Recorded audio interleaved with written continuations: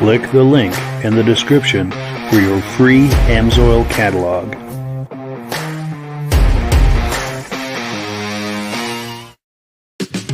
Before we get started, I'd like to give a quick shout out to some of our friends. The Eastern Snowmobile Racing Hall of Fame. Search for them on Facebook. Central Minnesota Pond Racing. Search for them on Facebook. The historic Lancaster Motel for the ultimate Eastern trail riding adventure. Crane's Snowmobile Museum at 172 Main Street in Lancaster, New Hampshire. The Vintage Snowmobile Club of America Quarterly Magazine. The Bridge Street Garage Racing Team, the house racing team of the Vintage Snowmobile Podcast. The New Hampshire Snowmobile Museum at Bear Brook State Park in Allenstown, New Hampshire. And lastly, if you decide to advertise with the Vintage Snowmobile Podcast, this could be your advertising message. Good evening and welcome to the podcast. I'm really glad you're here. I have a robust lineup of vintage snowmobile entertainment on tap for you tonight, and we even have a live guest waiting for us in the green room. But before we get into all of that, I want to make sure that everything is working properly. So if you can see my face and hear my voice, I'm going to ask you to leave a comment. Please let me know where you're viewing this from and whether you are a first-time viewer or a regular viewer. Now, to our first-time viewers, if you're stopping by for the first time tonight, thank you so much for joining us. I hope you have a good time with us and decide to join us here each and every Thursday night at 9 p.m. Eastern Time. We simulcast to 8 different places, so wherever on Facebook and YouTube. So wherever you're viewing this, in 1 week's time, circle back and we'll be here waiting for you for another episode of the Vintage Snowmobile Podcast. Now, to our regular viewers who are here week after week and season after season, you are the ones who make this possible, and we thank you so very, very much for that. Let's take some comments and we'll bring our live guest on. We've got Roger Cormier saying, hello, everyone. He's a regular viewer from Winnipeg, Manitoba, eager to go riding with his vintage John Deere snowmobiles, and it's snowmobiles with an S, plural. He's hoping to do that very soon, and I hope that you're able to. That is wonderful news. If you're able to, Roger, if you're able to get some video footage of that, we would love to see it. If you manage to do that, just hold your camera horizontal like this for a wide shot. If you're able to get some cell phone footage, contact me behind the scenes, and we'd love to share that here for everyone to enjoy. We've also got someone on Facebook saying good evening from Eland, Wisconsin. We've also got David from Alaska Railroad saying, hello, Mike. Hello back, David. Thank you so much. I'm turning my cell phone down. I'm getting a echo. I think that's where it's coming from. because I like to monitor on the side here with my cell phone just to make sure that everything's working properly. So with everything out of the way, let's bring our live guest on. Here he is in the flesh, VALDI Stefansson. How you doing tonight, VALDI? Thanks for having me, Mike. I enjoy these, and let's have some fun tonight. Oh, for sure. We're going to have a blast, and hopefully the viewers will have just as much fun. And that's the whole thing. This vintage hobby is so much fun. And the thing that I like about this podcast is I see it as a way to hold a mirror up to the vintage snowmobile hobby so we can all see what people are doing and enjoy it together and become a community. And so far, I think we're off to a good start with it. But now VALDI has been very kind about sharing some footage with us. He's got a YouTube channel he's been working on, and there are links in the description. We can take a look at that, but we're going to take a sneak peek tonight. He shared some videos with us. Item number one is a 1965 OMC Johnson ski horse. You want to talk this up a little, VALDI, before we take a look? Yeah, my interest in old snowmobiles started with the antique area. And, first year of anything, was collectible, I thought. Sure. And OMC, got into the game early. This is a 1965 model, and it has features and design stuff that, was ahead of the other manufacturers. So I wanted to have an example of one of those in my YouTube channel. Ski Horse is a green colored one. Many of you know that OMC also made a Skeeter. That's white in color. And when I found a green one that was original, I jumped on it. Yeah, for sure. Let's take a look at that and we'll catch up on the other side.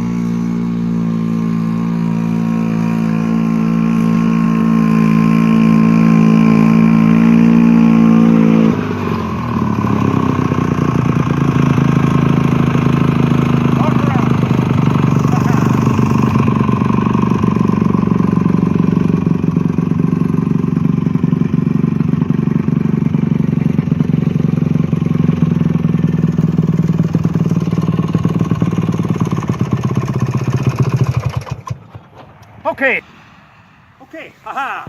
Look what we have right here, a 1965 snowmobile. Now, something this old is actually classified as an antique snowmobile. And let me describe what I'm talking about here. In 1965, manufacturers were just getting into the game of making snowmobiles. We had Polaris, we had Skidoo, we had Arctic Cat. You know that OMC was one of the early pioneers in this manufacturing, and this is a first-year effort for them. This is a 1965 Johnson ski horse. Now, the parent company was OMC, Outboard Marine Corporation. Now, if you think Evinrude and Johnson Outboard Motors, we're talking about the same company. Now, here we had a company that was making seasonal equipment, that is to say outboard motors, and they felt that if they had a product for the off-season, when you're not boating, why don't we get into snowmobile manufacturing? The end result was the Johnson ski horse in color green. They also made that same year, same machine, just different colors, a white one called an Evinrude Skeeter, and up north across the border in Canada, it was called Snow Cruiser. Now, why did they jump into this industry so fast? Well, quite frankly, they had, the engineering, they had the two-cycle engine technology down by then. They had, marketing, they had dealers, they had distribution. So they got into it, like I said, rather early in the game. And I'm so proud to show you today a first-year Johnson ski horse. Now let's look at some of the features here. In this era, the manufacturers, many of them, were just getting into fiberglass hoods. And here's a case in point. The motor, come on over here and take a peek at this motor, is quite unique in that it was not an upright single cylinder. This is a two-cylinder engine, and the pistons are horizontal. the attempt, I think, was try to simply, get this to vibrate less. So single carburetor, but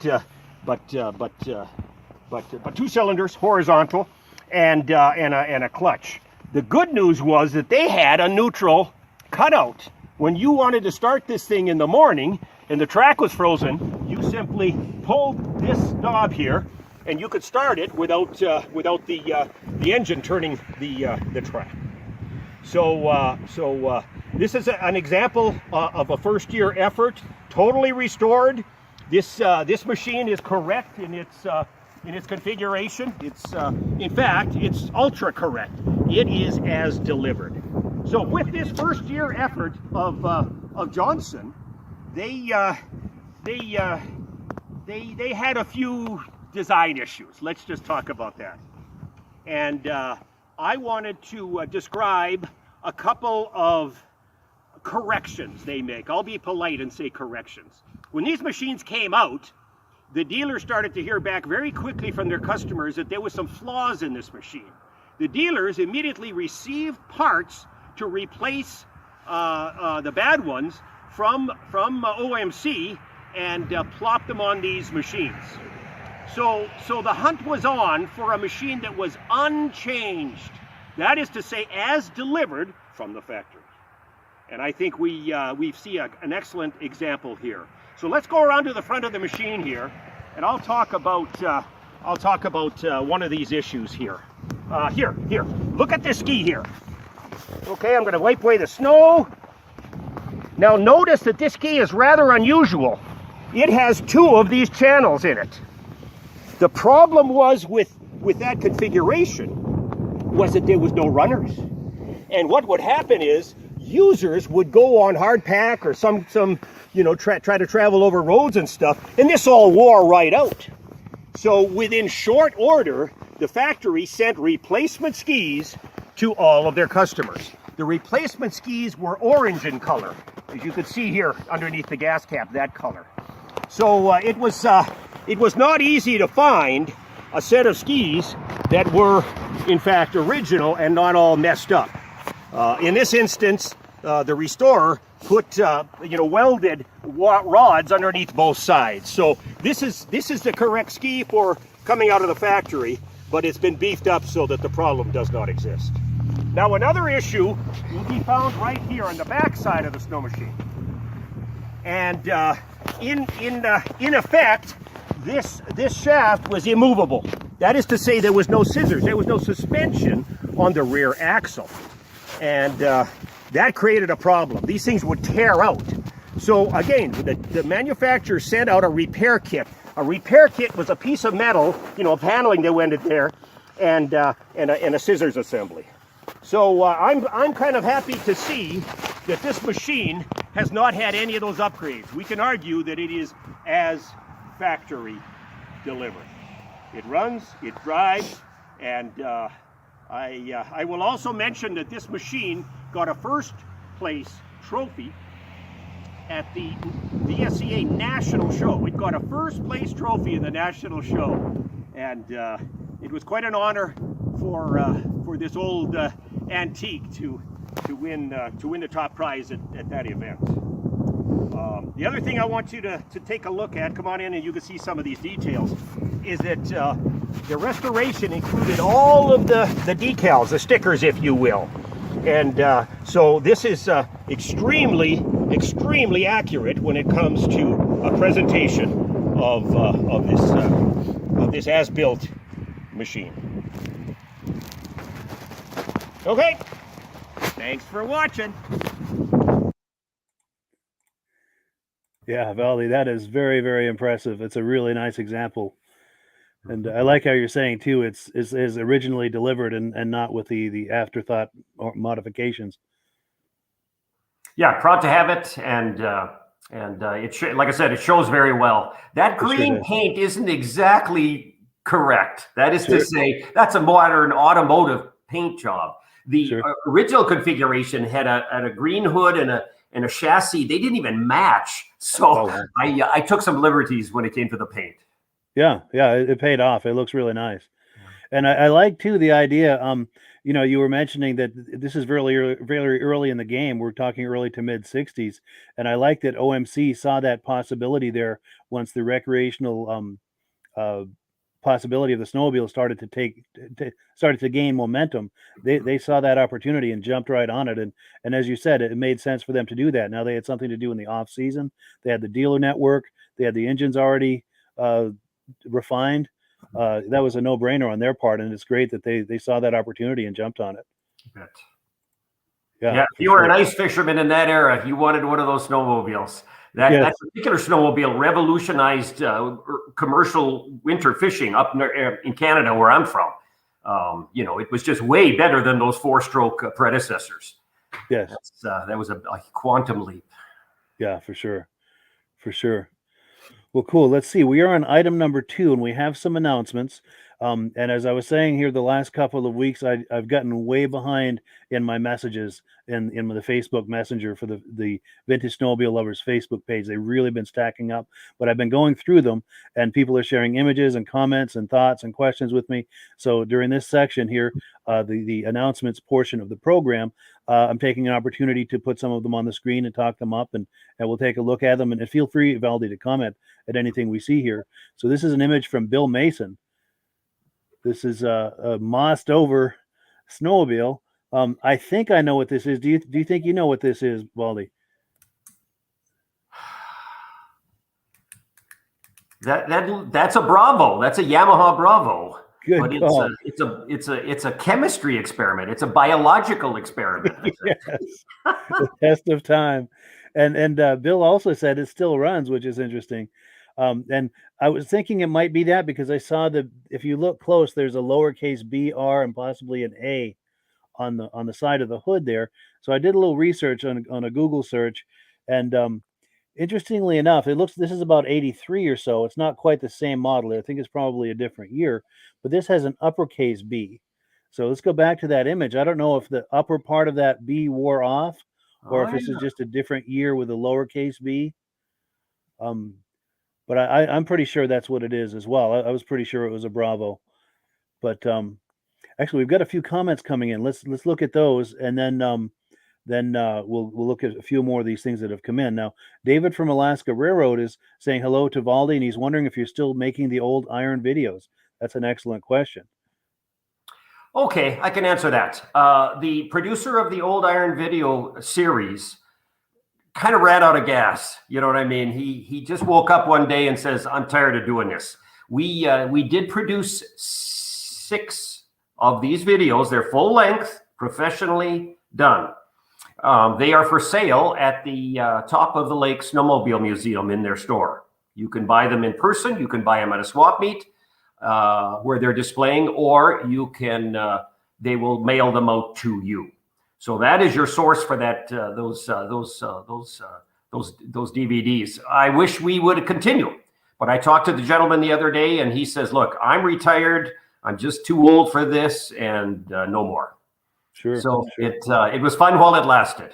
For sure. I appreciate you sharing that. At least there's a source for that if someone is interested in acquiring some of those DVDs, and I'll pop that on the screen again. I just happen to have a graphic nearby for the Top of the Lake Museum. There's not a phone number on here, but if you just do a Google search for Top of the Lake Snowmobile Museum, I'm sure something will come up as far as either a website or Facebook page, phone number, or something like that. And we're going to be showing some footage from that museum here a little later in the podcast.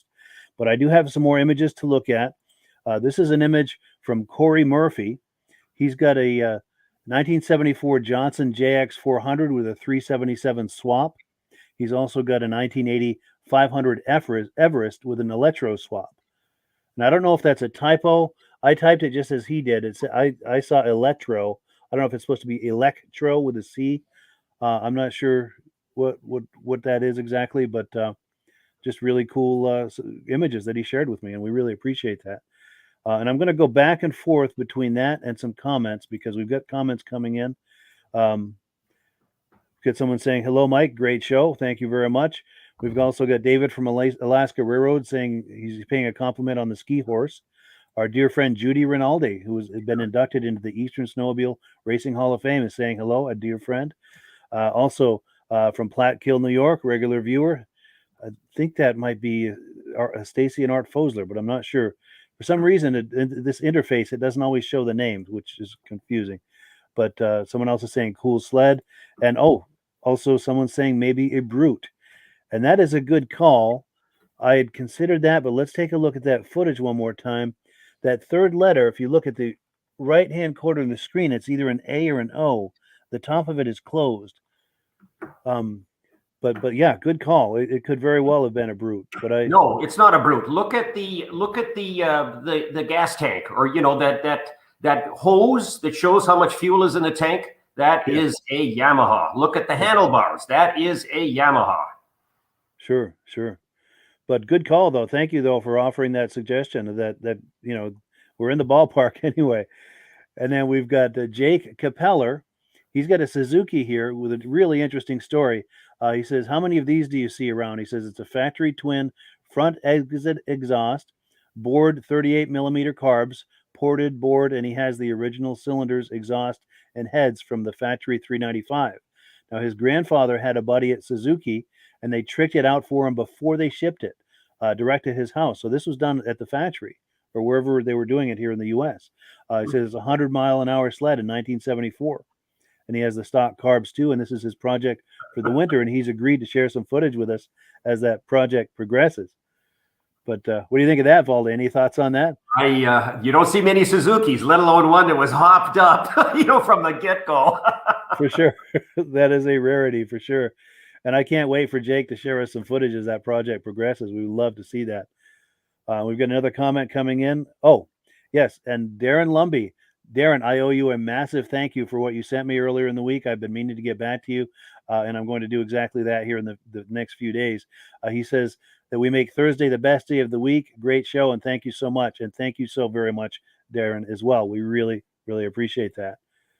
Cool deal. And then just a couple more quick images, and then we'll get back onto the program here. But we've got John Seville. This is him when he was about 10 years old on his uncle's motoski, which is very cool. I mean, it's always nice to see these modern images of the older sleds, but there is absolutely no substitute for images from back in the day.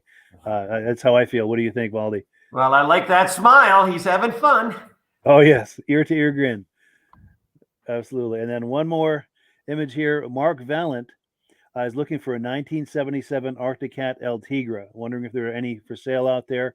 I don't have email or phone number for him, but if you search for him on Facebook, take a close look at the top of the screen for the correct spelling of his name and also that profile image.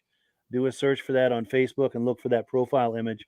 And if you find that, send him an email as a way to contact him if you have a 77 El Tigra for sale, or if you know of one that is for sale. He would very much love to hear from you. Yeah, so that is all we have for the announcements. Let's see, we're on item number 3 now.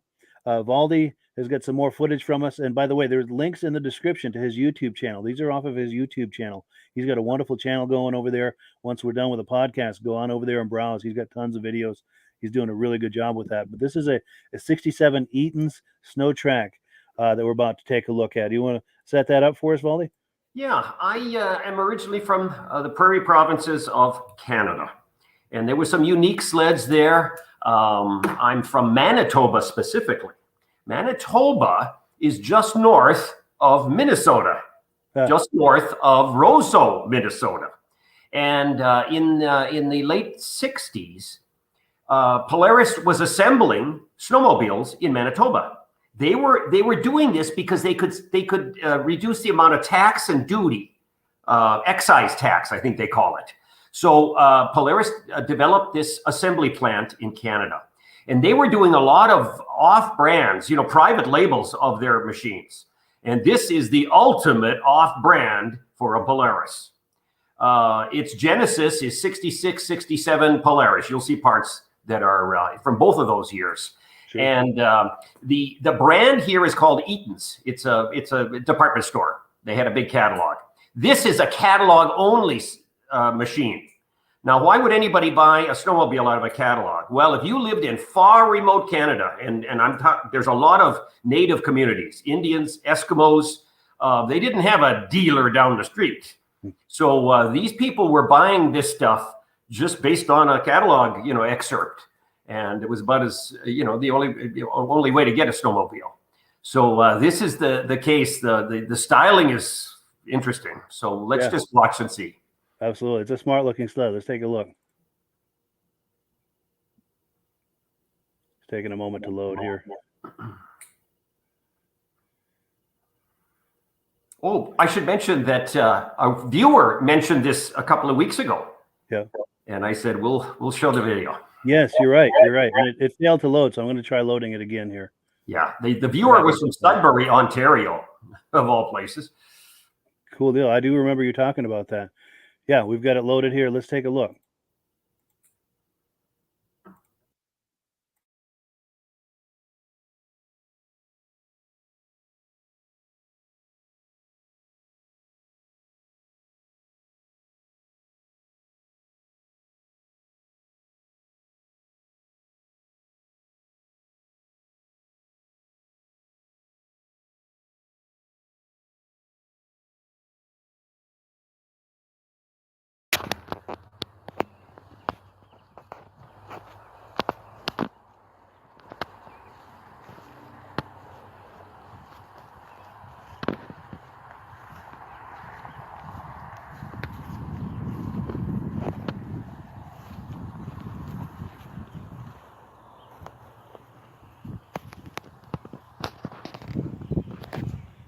Hey, Vintage Snowmobilers, ever seen anything like this before? This is a 1967 EATON'S snow track. Now, who in the world is EATON'S, and what manufacturer were they? Well, as it turns out, they were not a manufacturer. They private labeled Polaris product. And at that time, in 1967, Polaris was actually assembling snowmobiles in a plant in Manitoba. Beausejour, Manitoba, you may have heard of. And the reason why was tariffs. But Polaris opened up this satellite plant up there in Manitoba simply to avoid tax. And at the same time, they commissioned some private labels, and this is one of them. EATON'S company was a very large department store in Canada. Think Sears in America. They had a big catalog. Everybody waited for that catalog to come and shop for Christmas and etc., etc. So as it turns out, in 1967, EATON'S approached Polaris saying, we want you to build a snowmobile for us. And we got to make it look different than yours. So this is the end result. This machine is what we call a catalog snowmobile. That is to say, it was not sold at any store or any dealer. This was sold by mail order only. Now, the T. Eaton Company up in Canada had a large following. Everybody got their catalogs, and including some very remote communities. You know, this is sort of like herders in America. Herders, sold mail order sleds to places where they didn't have dealerships. Well, this thing fit into that category. This is a catalog sled. And so what they did was they cobbled together a machine using some 1966 Polaris parts that were left over and some 1967 and created this unique style. All right? Of all things, look at this truncated hood and this cover over the engine. My God, I don't know what they were thinking, but that's what it turned into. Now, I always wanted one of these. I had seen one of these on the internet. Pierre Pellerin, who produced the 3-volume encyclopedia, is in Quebec. And he sourced one just like this out of Saskatchewan. So I went on a hunt. I went to Saskatchewan and said, does anybody know where one of these are? And I got a hit. There was a person, an old farmer in Saskatchewan, who had one of these. He drove me in his pickup truck, I'll never forget the day, to an old abandoned farmstead. And here it was laying in the weeds. We literally had to tramp down the grass to look at it. And I offered to buy it. It wasn't very special. It had been outside too long, but I offered to buy it. You know what? He said no. Because he knew that I was going to import that into America here. into the United States, and he wouldn't have for that. Don't be stealing our snowmobiles was his line. Well, the hunt continued. This baby came out of a town called Sudbury, Ontario. Sudbury, Ontario is in the Precambrian Shield area of the province. It is a very big nickel mining town. And I don't know how I found it. I can't even remember, but I brought it home and it was restored. So let's take a look at some of the features. Come on in, and I guess let's talk about this hood affair. As I said, very abbreviated, and then they built this cover over the hood. Now here is a 300cc Hearth engine. And, it was parts that were left over from the previous year. Now, this handlebar assembly, for those of you who know Polaris, will recognize as 66. This gas tank, 1966. The rest of this chassis appears to be largely 1967 Polaris Colt. So that's what they did. They were using up some spare parts. And in fact, EATON'S continued. The following year, in 1968, they marketed one called Viking. same basic chassis. It had a different hood. So let's take a look at it. Fully restored. This has got the traditional cleated center drive TRAC. So again, think Polaris. And here is our tag. Look at this. This is a Model 130, and it says manufactured by Polaris Industries for T. Eaton Limited. And I especially liked the hood decal. I took a photo off the internet and worked with a person, and we got the decal to come out. And here you can see this is 1967 Polaris architecture here. So this is a most unique machine. Now it has just returned from the NAUBINWAY Museum, the top of the lake museum, where it resided for more than 10 years on display. So it's just so fun to bring it home and give it a little exercise, get it out in the sunshine. And like I said, you'll be hard pressed to find another EATON'S snow track. Thanks for listening.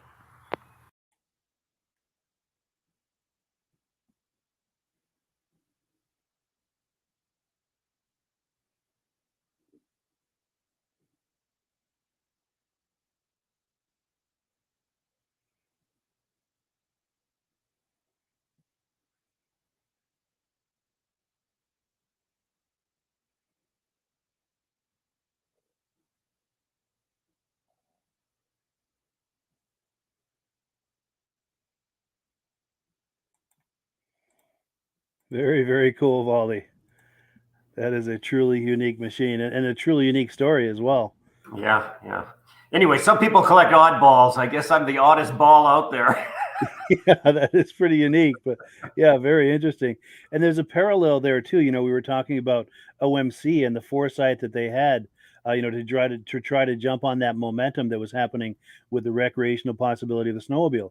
Same kind of deal. EATON'S is up in the snow belt with this massive distribution network and catalog. All they had to do was just make the arrangements with Polaris, add it to the catalog, and just let it play out. I'm sure there's a little more to it than that, but you know what I'm saying? They just put it into their distribution network and let the magic happen. They were right on the curve. The curve was going just like this, and in those days, 60s. At least where I grew up, everybody had to have a snowmobile. I mean, you were bugging your dad from October 1st all the way through Christmas, hoping for a snowmobile. For sure. And who doesn't want a delicious piece of that pie, Yeah, for sure. Even in the other communities, they were starting to use snowmobiles to fish and to trap and this sort of thing. This is just it was making their work. It was a work vehicle in those communities. For for sure. And then you mentioned also that had been on display for quite some time at the top of the lake snowmobile museum in NAUBINWAY. That's a perfect segue to our next segment here. We're on item number 4, and I was in touch with Charlie over there a couple of months ago, and we did a live. He came on with his cell phone, and we did a live tour of the museum. And we're not going to look at the whole tour. We were on for over an hour, but I've got a segment here. Let me just a couple clicks away here, and we'll pull it up and take a look at that.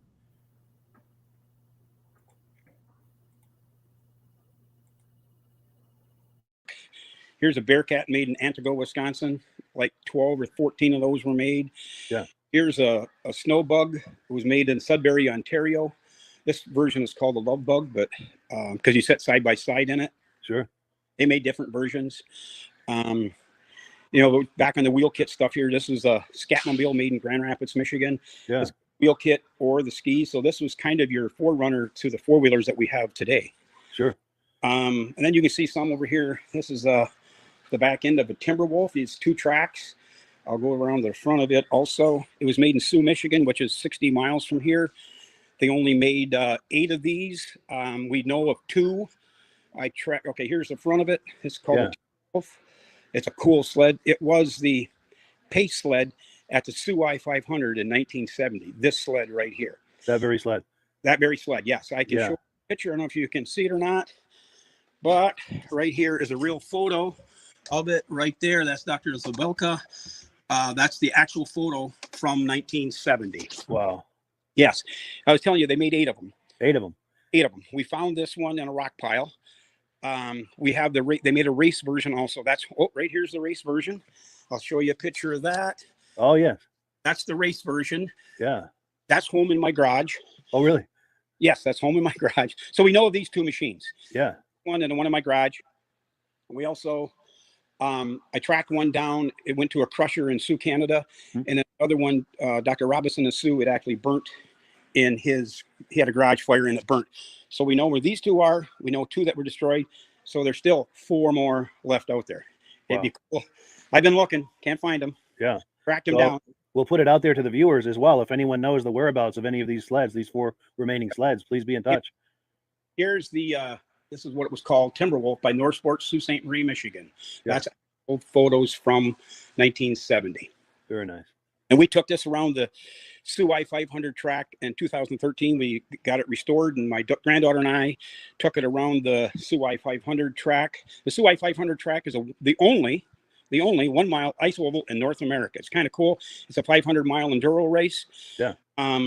If people have heard about it, but here, I'll try. I don't know if this picture is going to show. Here's the original at the Sioux I-500 in 1970, and there's my granddaughter and I going around it. Yeah. 2013. Very cool. Quite a project to restore. I'll bet it was. All right, where else are we at here? Here's a Foremost, JCPenney's Foremost. Yeah. You can tell it looks like an Artie Cat, but it was sold by JCPenney's and called the Foremost. Very cool. We got all kinds of stuff like that in here. Here's a McCullough, and right next to it is a Fox Track. You can see they're identical except for the paint colors. Yeah. McCullough or Fox Track made them for McCullough. Gotcha. Here's a Massey Ferguson.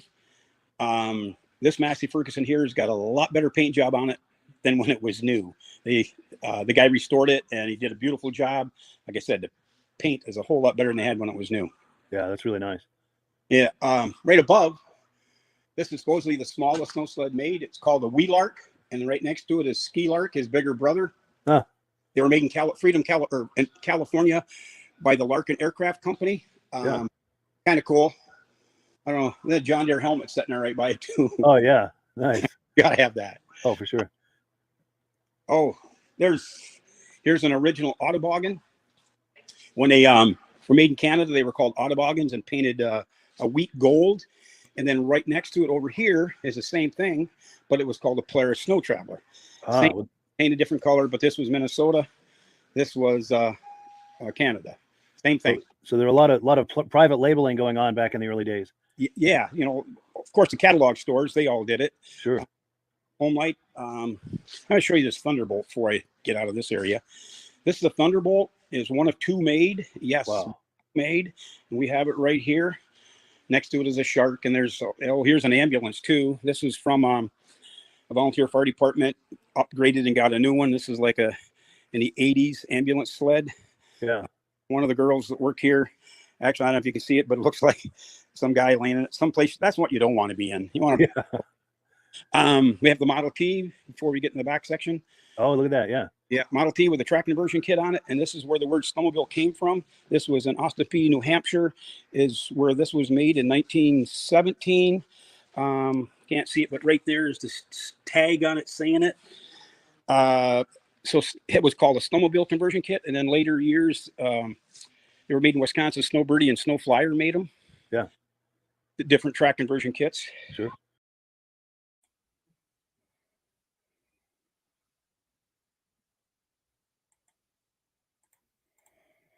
Yeah.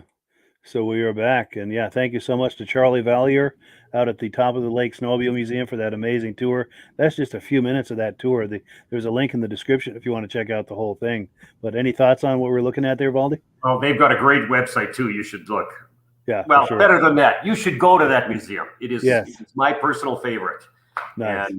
And a gracious host. And anyway, it's the bomb.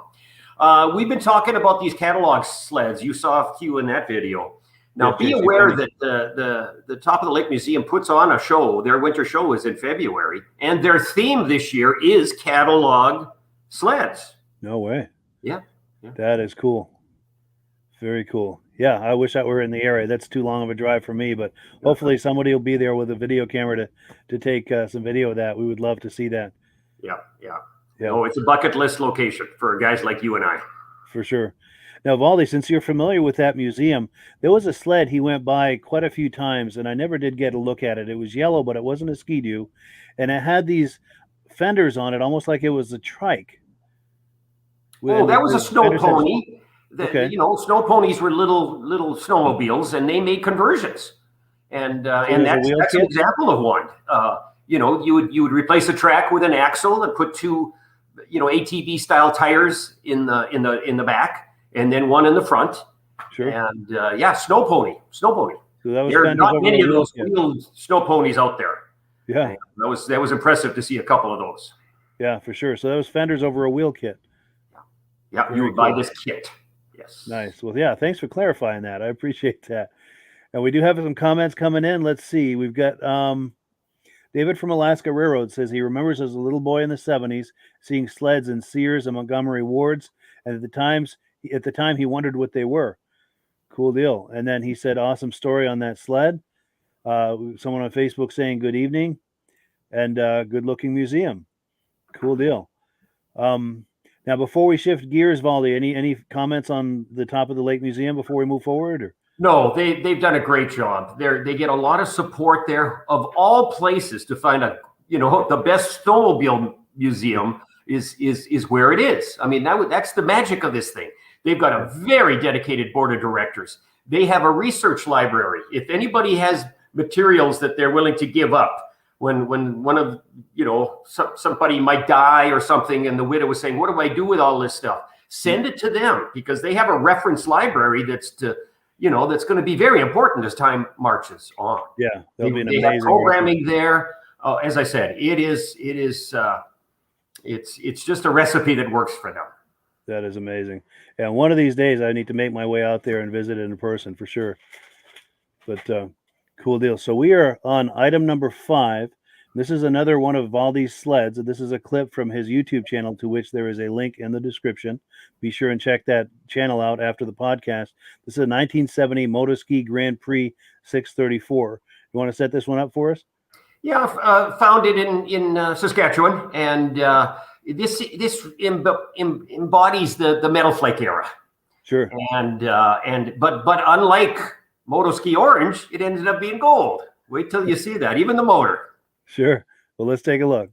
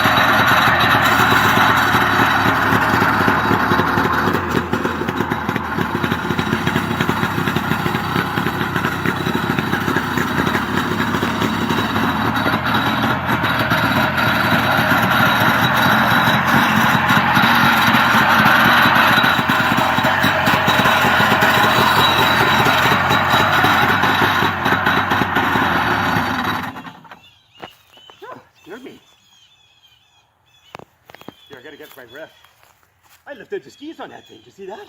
Mm-hmm. That was great.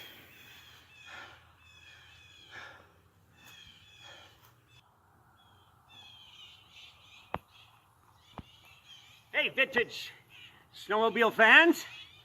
Whew, that was an exhilarating ride. I think there should be a grass dragger. Introducing 1970 Motoski Grand Prix. Now, this machine was made in Quebec. This was one of the many companies that came out of Quebec in the 60s and the 70s. Now, this happens to be a 1970 model. Now, the area, well, first of all, Skidoo started production in 1960, and they did very well. What would happen is the communities within about, say, 100 miles of there, all got their Chamber of Commerces to fork over, find some investors, and a number of these Quebec snowmobile manufacturers cropped up. Think Snowjet, Boaski. Well, Bouchard Industries was another one, and they made this motoski.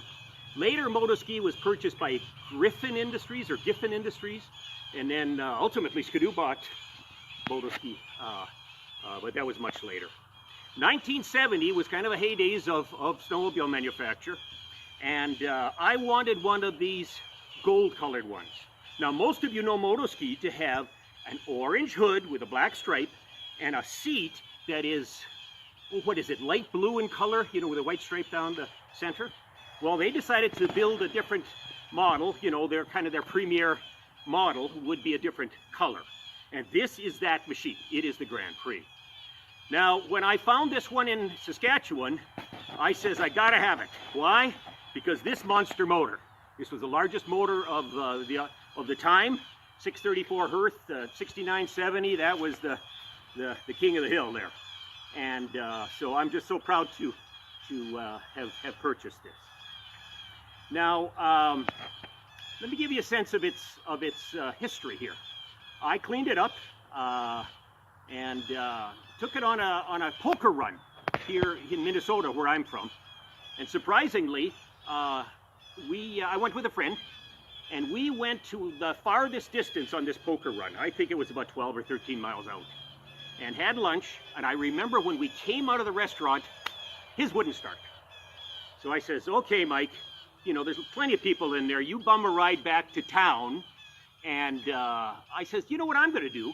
I'm going to take this sled back the trail that we came on, and we'll meet at my trailer. Thank God he had another snowmobile on my trailer to ride the rest of the day. And wouldn't you know it, I beat him. He was on the roads, I took the trails, and I got there first. Oh boy, I still tease him about that to this very day. Now let's take a look at some of the particulars of this machine. First and foremost, this harkened to the metal flake era. This is a gold metal flake color, and so it represents that sparkle. Here you can see where the sun is casting how that looks. Now, this is not a survivor machine. Let's just say this: when I got this thing, I had to replace the seat cover and I had to replace the windshield. So that would disqualify this baby as being called a survivor. So it's kind of a nice original. Certainly too good to restore, in my opinion. So I have kept it this way ever since. So this has a 15-inch track. The track has got cleats on it, but the cleats are rubber. If you know motoski, you'll recognize that they had rubberized cleats, and there was a piece of steel, I think, in them, but it was more durable. At least the cleats weren't breaking like some of the other brands of the era. Now let's take a look at this motor in specific, 634 Hearth. Now most of you would recognize this motor as being blue in color, blue. And I have one of these in the Polaris variant, and it's a nice blue color. Motoski, their design people said, no, we can't have a blue motor with this paint scheme. So they bothered to have these Hearth engines delivered to them in this gold color. So it's got all of the features on it. Like I said, this is a machine I've decided not to restore. and but it's been a personal favorite of mine by virtue of its performance. So I just wanted to show you this today. I want to thank you for listening.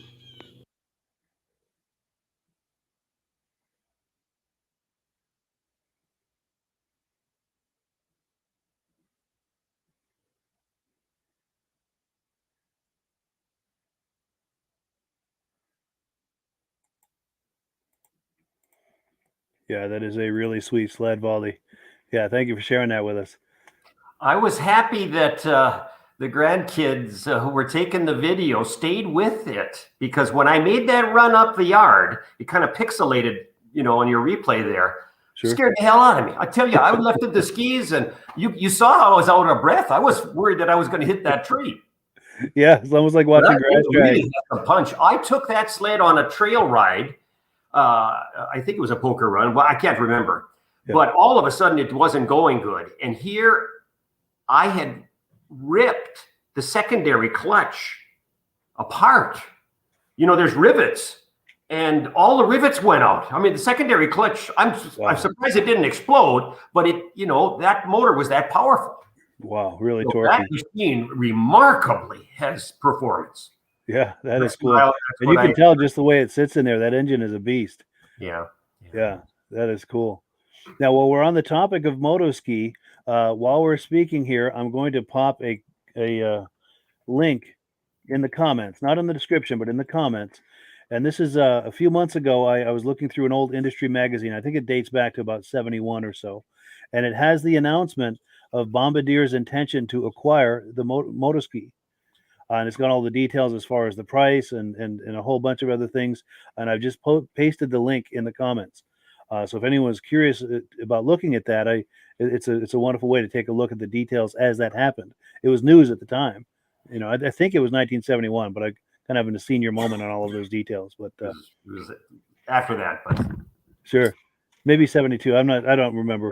Those were low snow years. There was a lot of carryover inventory. Think of how many manufacturers just bit the dust. Yes. We're talking 74, 5, 73.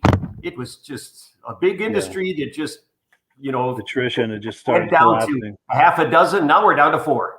Yeah, for sure. And now we've got comments coming in. Somebody is asking, was that model called the MS-18? No. That's a different one, Something altogether different. Okay. And then Dan Skofich is saying, my very first sled right there. Very cool. Now, Darren Lumbie is saying, I always think of his 74 Herders whenever he sees one of those old moto skis. It's a beautiful sled. And then let me make sure we're caught up on all the comments. Here we go. Our friend Glenn Ford, who we met over at Old Forge, New York a few months ago, said moto ski built 7 ways tougher. And he's a big moto ski guy. Yeah. And that was a heck of a slogan. They had an ad, and I think it was 72, where they rode the moto ski in the summertime down a creek, rock. Yes, through riverbeds. Yeah, I remember that. Oh, my God. And over hill and dale in the field. This has got to be the toughest snowmobile ever. That's the way they're advertising it. That was a powerful pitch, powerful sales pitch for sure. Cool deal. Now, before we go on to the next item, I don't want to forget our regular guy who's on here every week, Rob Hilditch. He's very good about being on here, but he's been under the weather. So he wasn't here last week, and he's not here this week. But we miss him very much, and we hope he gets better soon, hoping to have him back here next week to join us, because I'm sure he's missing it as much as we're missing him. So I didn't want to get through the podcast and forget saying that, because that is important. We've got a couple more comments coming in. Here we go. Josh Leverker is here. Colors were awesome back in the 70s. Absolutely. Especially the metal flake. A lot of the Scorpions had a metal flake too, which was really cool to see. And Dan Skofich is, I think, talking about the motor skis. They were tough. Absolutely. Cool deal. Now, we're going to hold on a second. We're going to go to item number 6. And I think we're going to skip number 7 tonight, just in the interest of time. But we're going to take a look at VALDI's 1974 Arctic Panther VIP. This is what that, I think it's the hydrostatic transmission. Is that what that's called? Yeah, one-year wonder. This is different than most snowmobiles. For sure. Yeah, let's take a look at that.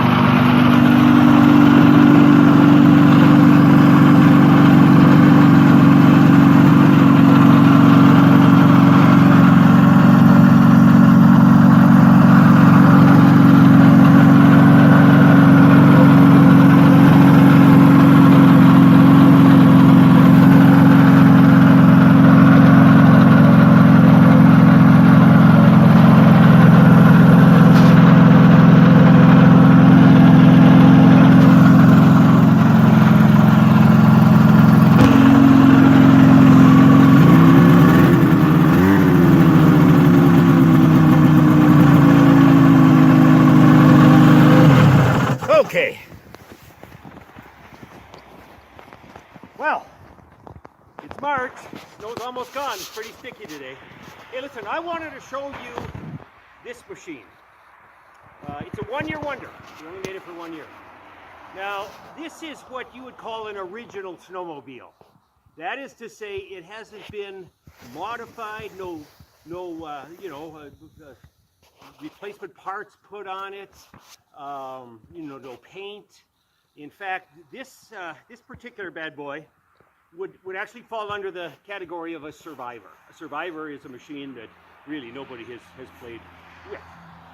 So it is a 1974 Arcticat, and its model name is VIP.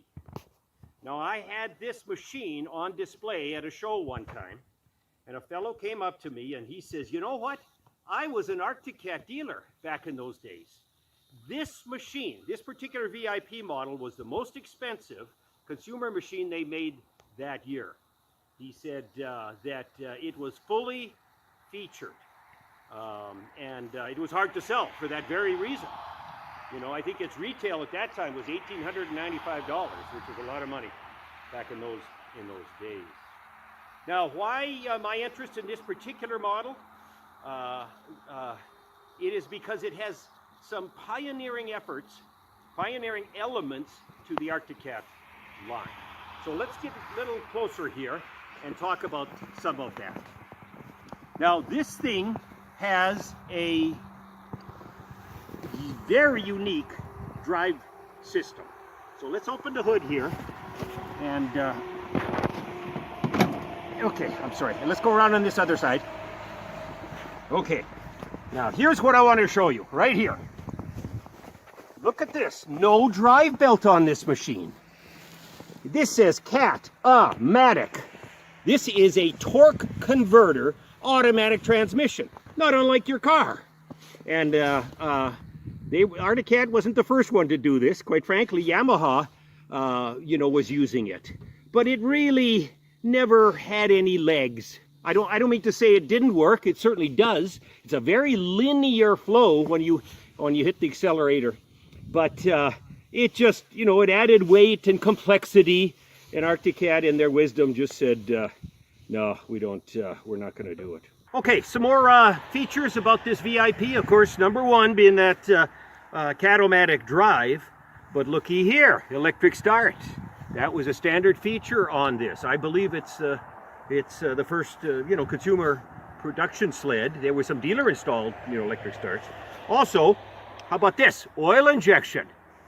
So if Yamaha started in '69, it wasn't until 1974 that Arcticat put oil injection into a sled. This is a Kawasaki motor. What you don't see here, I'll just point it out, is a CDI. So this thing was absolutely, kind of feature packed in that regard. And a lot of people objected, to be honest with you, with the color. It was a chocolate or a dark chocolate color. And the Arcticat faithful, well, some of them took homage with that liberty, and I don't know if that hurt sales. I mean, people to this day say, that VIP was a miss because they went away from leopard skin and black, leopard skin seat and a black hood. Now let's take a look at this dashboard here. This has both cylinders have a temperature gauge. And that's working. You can see that I've been tooling around the yard here, and a working tachometer and a speedometer here. So this is an Arcticat VIP, and I just thought it would be a nice show. It's an unusual machine and very expensive, but alas, it only lasted 1 year. Hey, thanks for listening. Yeah, that is a really cool sled, Valdi. Certainly top of the line for its day. Yeah.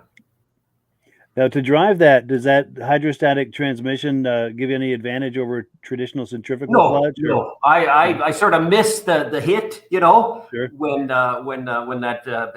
when your clutch kicks in. It, like I said, it's very linear. It's almost like driving an electric car. You just press it and it goes, and Sure. it just didn't have any zing.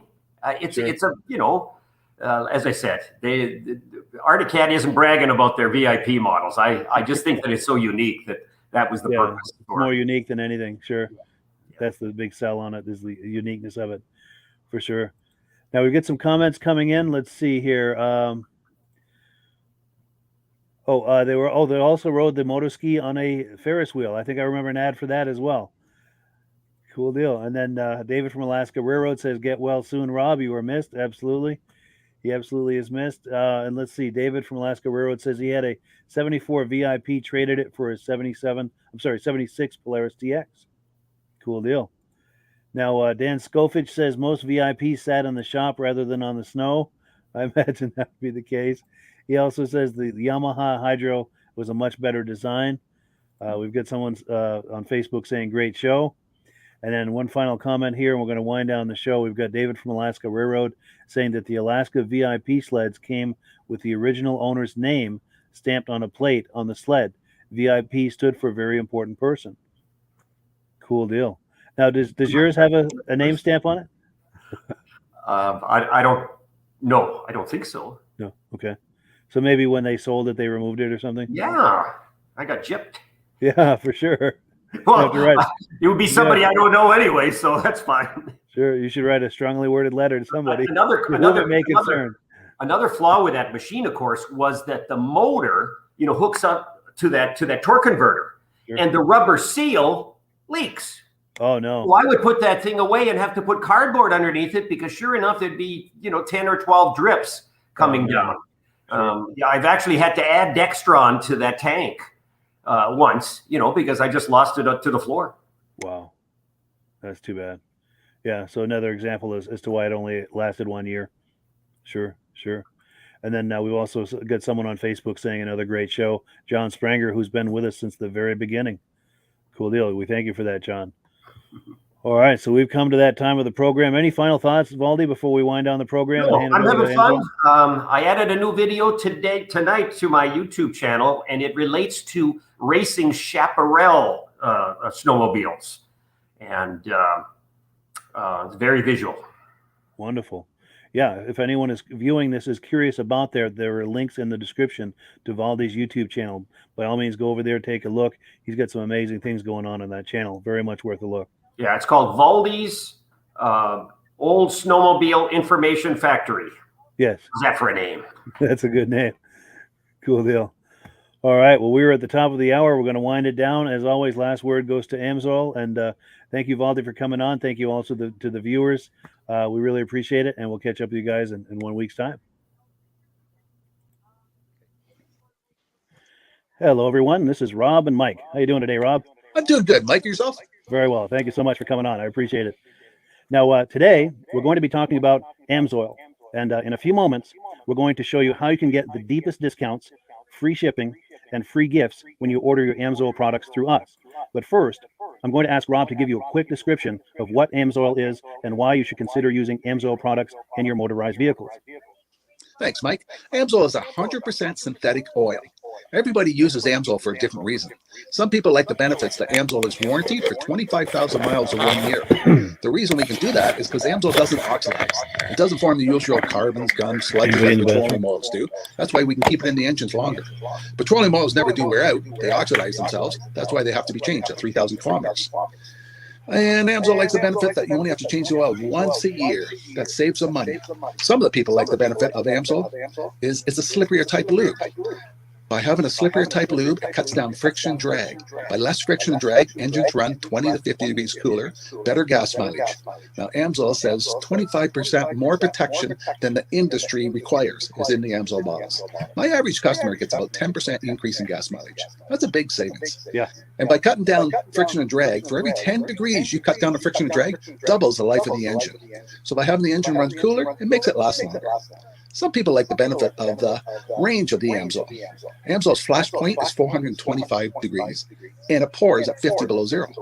If you ever tried petroleum oil when it's 10 below, it turns to honey. And in the summertime, petroleum oil thins out, and once it thins out, that's when it starts breaking down.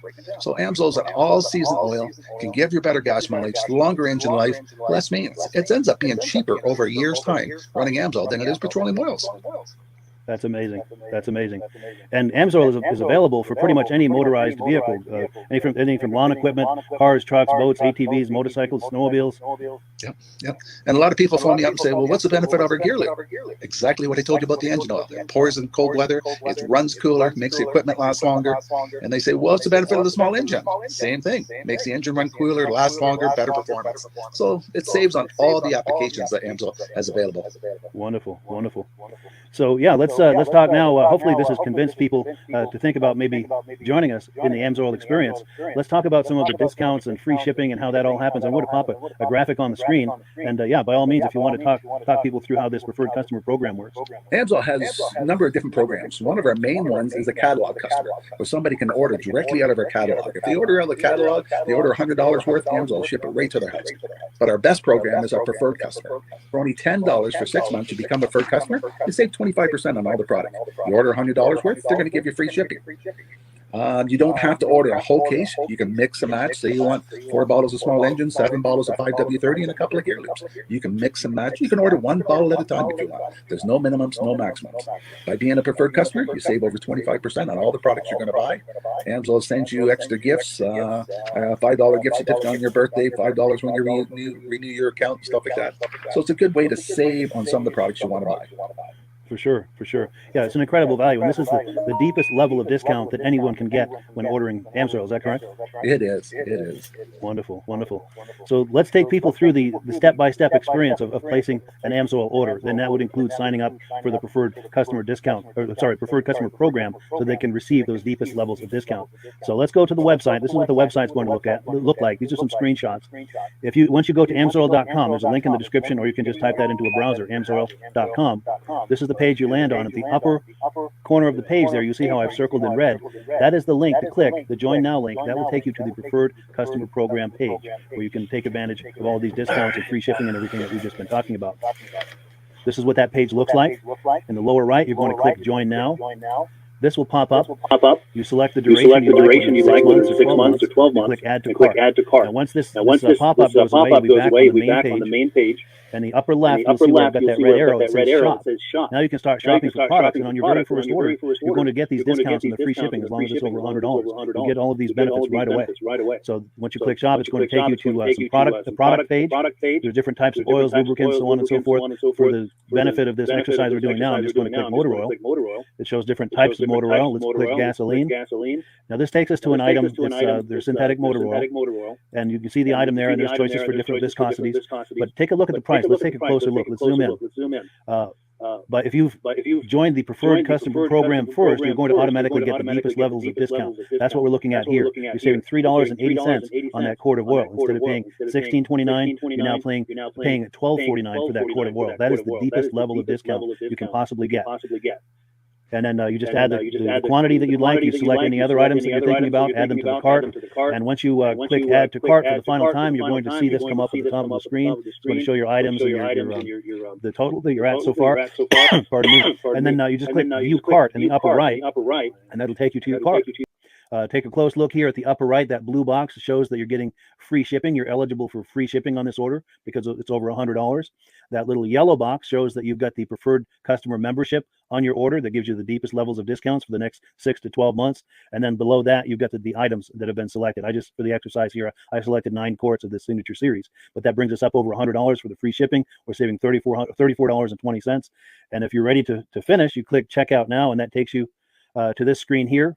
If you haven't signed up with an AMSOIL account at this point, just click in the lower right to create an account, create a new account. It's going to ask you for some basic information, name and those types of things. Now let's take a closer look. You'll see this gray shaded box. This is a very important box. This is going to ask you if someone has referred you to AMSOIL. And if so, please enter my name. My name is Mike LaPierre. It's spelled right there on the screen for the correct spelling. And also the referral number, 304-555-94. That's how you make sure that Rob and I get credit for this. Now, in the interest of full disclosure, I have signed up for AMSOIL under Rob. So when you order using this referral number, Rob and I both benefit. So if you enjoy these podcasts that we're doing, this is a wonderful way to support the podcast, because when you order using this referral number, Rob and I both benefit. And the commissions I make go directly toward offsetting the cost of doing these podcasts. So I thank you in advance for that, for using my referral number. I very much appreciate it. And once you've done that, you just go into the next screen to enter your payment information, and you're done. Now, once you've placed your order that's over $100, and that order includes your AMSOIL Preferred Customer Program, you are now eligible to get a free DVD from myself. Now, this is going to be either a muscle car DVD or a vintage snowmobile DVD. Use the email address on the screen, wkspodcasts@gmail.com. Send me an email. Let me know which DVD you would like me to send you, the muscle car or the vintage snowmobile DVD, and I'll get that right out to you. As you're typing in that email, in the subject line, be sure and type in capital letters "free DVD requests" so it stands out as I'm checking my email, and we'll get that right out to you. So I guess the last thing, Rob, that we wanted to talk about is if someone is considering AMSOIL as a business opportunity. Yes. If anybody has a retail or a commercial account and they would like to buy directly from AMSOIL, just send Mike a line. He'll show you how to set up and you can buy directly from AMSOIL. But if you are interested in starting your own part-time business, a part-time business that can grow into a full-time income, Mike and I will show you the AMSOIL marketing plan. AMSOIL has a large selection of products that cover almost every application. So it doesn't matter if you're into snowmobile, boating, or ATVing or hot rods, we have an oil for every application. It's a fun type business that's I really enjoy doing. Where else can I go and have fun and make money doing it? And Mike and I are here to help you all the way along. If you need any help on how to promote or to find new accounts, we're here to help you. For sure. So when you sign up under that number, this 304-555-94, you're getting Rob and I as a team. Now, Rob has been doing AMSOIL for 40 years. Can you believe that? 40 years. So he knows every aspect of this business, and he knows all of the ins and outs of the products. So he'll be able to help you with any kind of product questions or any kind of questions to show you the different business models that you can do with AMSOIL. And then the other thing that you get when you sign up under me is I've got a strong background in social media. So if you need some coaching on how to generate AMSOIL leads using Facebook and YouTube, I'm happy to coach you with that when you sign up under Rob and I. You get both of us as a team to help you, to coach you, to support you, whatever you need to get you off and running with this business and having fun with it. Like Rob said, it's an enormous amount of fun. If you're like Rob and I and you enjoy going to any kind of boat shows, car shows, motorcycle shows, snowmobile shows, anything with a motor, you like going to those shows, those events, those races, this is a great way to turn that into a income opportunity for you. Yes. And just by wearing my AMSOIL hat at one of these events, people come up and ask me about AMSOIL. People don't know where to buy it, and I'm there to help them, show them where they can buy the product. Perfect. Well, cool. Well, this is great. Any final thoughts, Rob, before we wrap it up? AMSOIL's a fun business. AMSOIL's been around since 1968. It was the first synthetic oil to be AI approved. Wow. Yeah. That's amazing. And that's very early in the game too, isn't it? Yes. For sure. Well, good. Well, thank you so much, everyone, for viewing. Hopefully, we've gotten you excited as we are about the AMSOIL products. We'd love it if you could join us either as someone who uses the AMSOIL products or to join the AMSOIL team as a business opportunity. And we thank you so much for viewing. Have a great day. You have a good day.